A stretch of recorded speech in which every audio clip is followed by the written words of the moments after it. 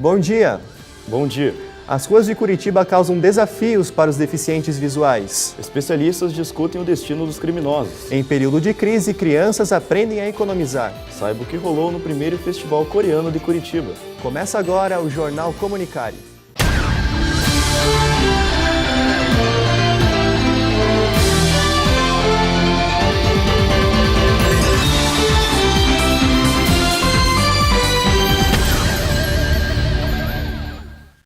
Apesar das tentativas de melhoria por parte da Prefeitura, ainda há muitos problemas nas calçadas e nos transportes públicos. Isso dificulta a vida dos deficientes visuais.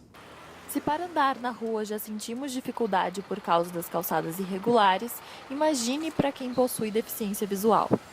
A Prefeitura de Curitiba instalou em alguns locais da cidade semáforos adaptados para as pessoas cegas.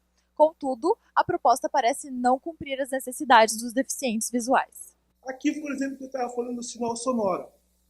Qual que é a dificuldade que nós temos?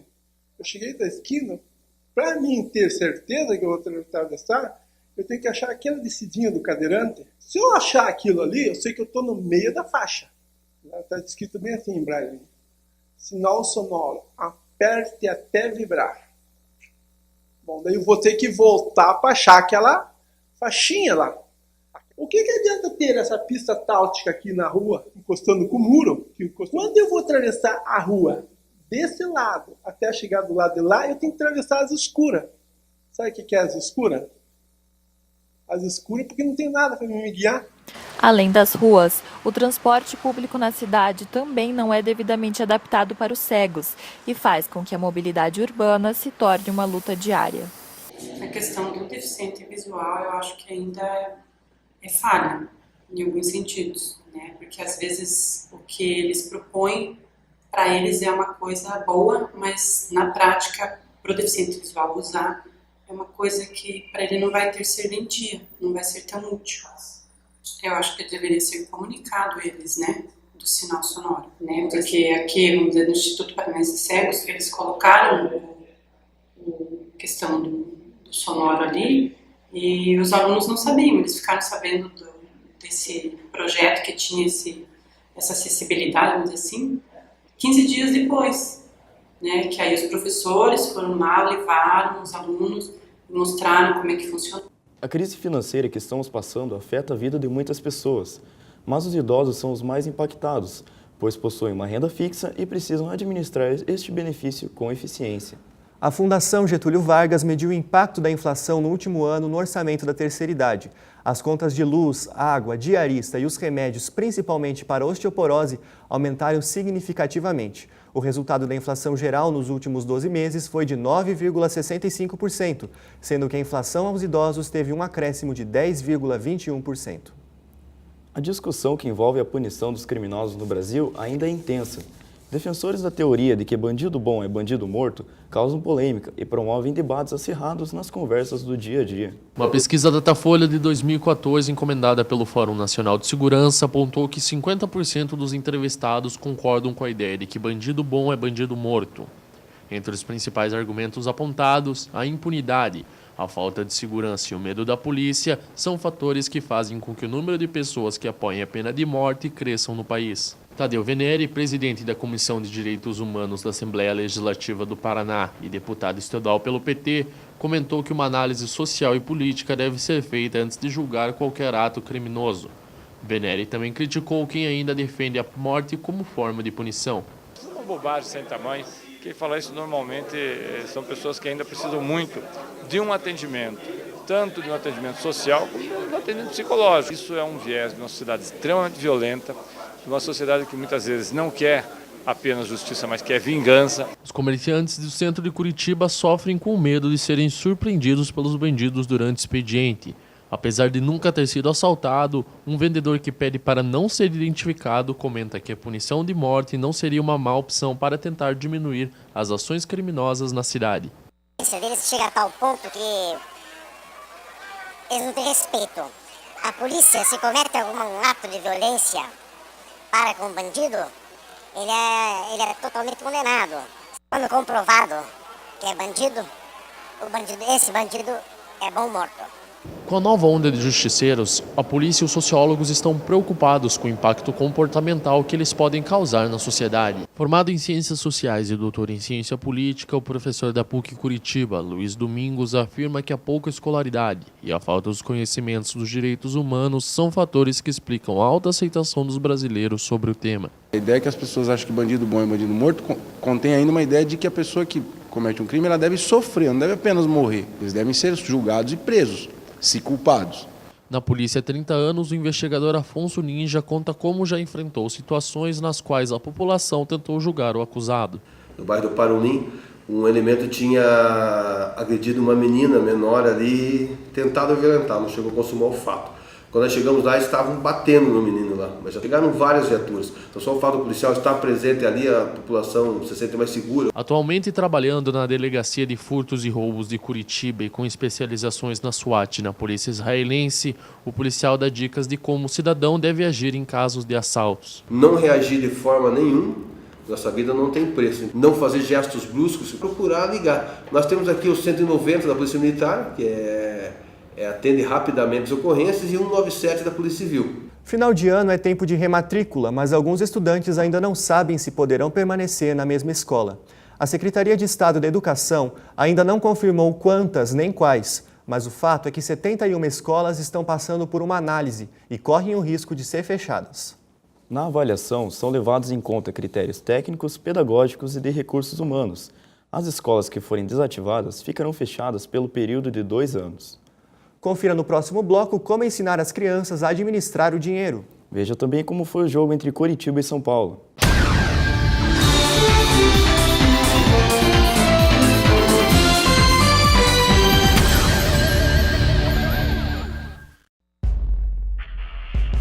O que faz você crescer são as experiências que ganha na vida. Para milhares de jovens, a época de decidir o futuro. Os passos, os sorrisos, os abraços, os encontros, as tentativas, as quedas, o sucesso. Na área da saúde vem do nosso estado. Crescer se torna inevitável. Um novo estudo mostrou resultados animadores e se transformar pelo caminho, uma decisão. E Curitiba tem o único curso nessa área. Para cada escolha, a busca de um sentido. A equipe curitibana tem de ser uma das mais importantes competições do Brasil. Para cada transformação, um solo fértil.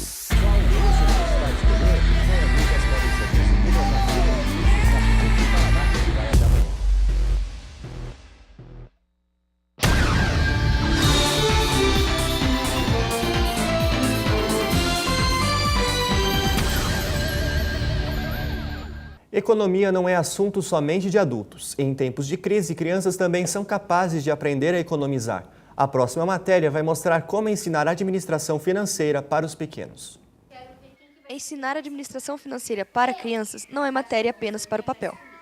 Eu acho que desde pequenininho tem que ter noção do custo de cada coisa, né? Então, assim, a gente leva mesmo no mercado e mostra, não, esse aqui tá muito caro, pega esse que é mais barato.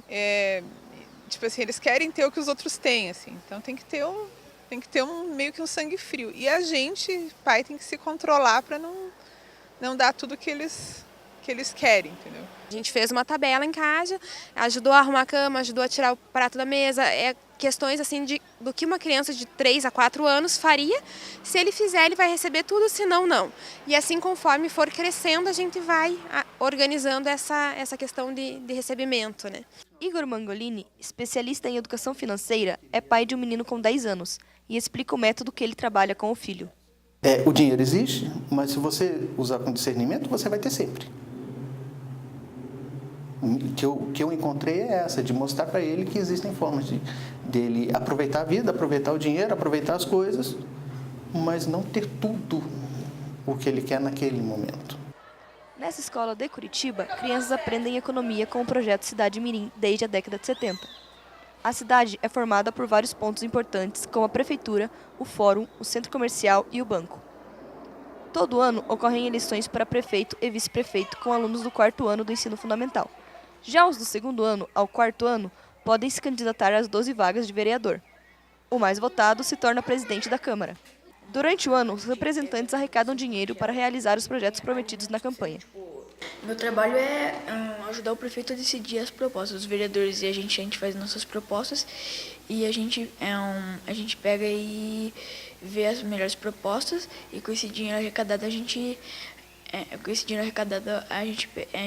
escolhe as melhores propostas e faz elas durante o ano.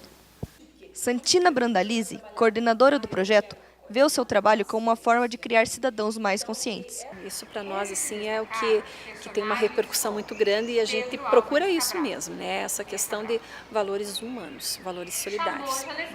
As pessoas sejam tratadas como pessoas, considerando todas as diferenças que elas têm, né? Que isso faz parte do nosso dia a dia.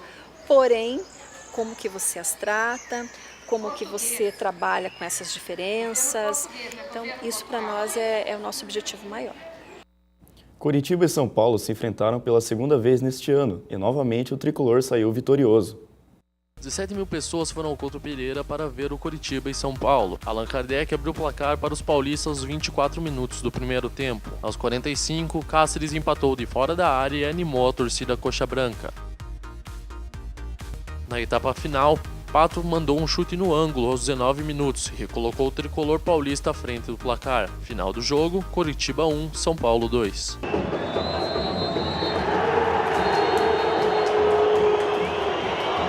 Após este jogo, o Coritiba chegou à sua quinta derrota consecutiva. A próxima partida é contra o Figueirense, sábado no Couto Pereira, às 9 da noite. O primeiro festival coreano no sul do Brasil traz uma programação inédita para o estado do Paraná. Vamos conhecer agora as diversas faces dessa cultura na reportagem de Arielle Hosseini.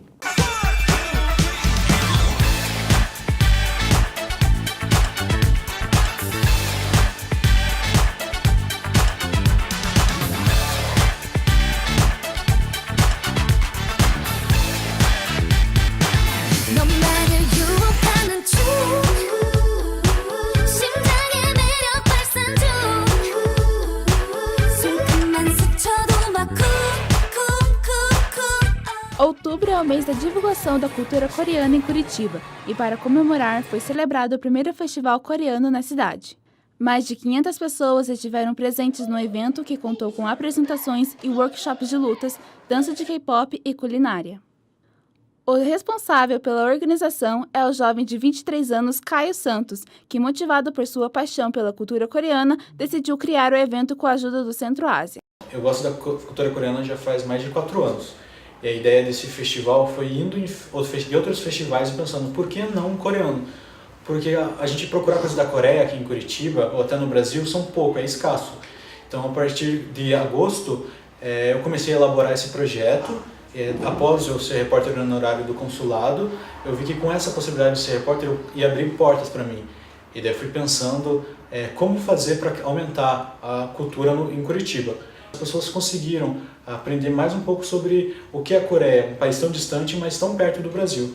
A cultura coreana tem crescido muito no Brasil através do K-pop, música popular coreana, e muitos fãs ficaram animados quando souberam do festival. Eu tô achando muito legal, acho que foi uma boa estrutura, né, que foi muito bem organizado e muito bem explicado. E eu achei muito legal essa ideia de mostrar um pouco mais da cultura asiática para as pessoas aqui de Curitiba, porque a gente não tem tanta convívio com essas pessoas, né? É muito difícil. Bem interessante o festival, tem vários workshops, participei em índio, taekwondo, tá tendo de culinária, bem legal. Esse festival eu acho muito interessante ter em Curitiba, porque eu trabalho com arte marcial coreana, é bom porque divulga o nosso trabalho e também fortalece os que gostam da comunidade coreana, os que gostam da filosofia coreana, da culinária, da arte marcial, dos costumes, né? Eu acho que é muito importante, tem que ter todo semestre. Como convidada especial, a jornalista e escritora Yuna Kim fez uma palestra sobre o seu livro Brasil e Coreia, 50 anos de amizade, que conta os relatos da imigração coreana no Brasil. O Brasil é um país que recebeu todos os tipos de cultura de todos os países através dos imigrantes. E a imigração coreana é uma das mais recentes no Brasil. Então, é uma nova cultura que está chegando para os brasileiros E mais uma vez, assim como o brasileiro recebeu bem as outras culturas, eu acho que é bom porque vai acrescentar. E de tanta pessoa, tanta gente, jovens procurando sobre a Coreia, não só pelo K-pop, não só pelos dramas, mas por eles estarem indo além disso. E o mais interessante de tudo é não parar só em ir show, não parar só em assistir uma novela, mas através disso eles estudarem a língua coreana, e fico muito feliz de ter brasileiros indo estudar na Coreia. Como não poderia faltar K-pop, também teve apresentações de grupos cover que agitaram o público e encerraram o evento.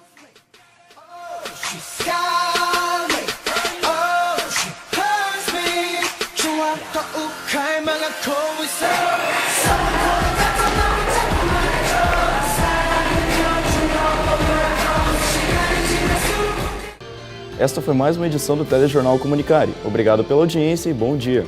Bom dia, até a próxima.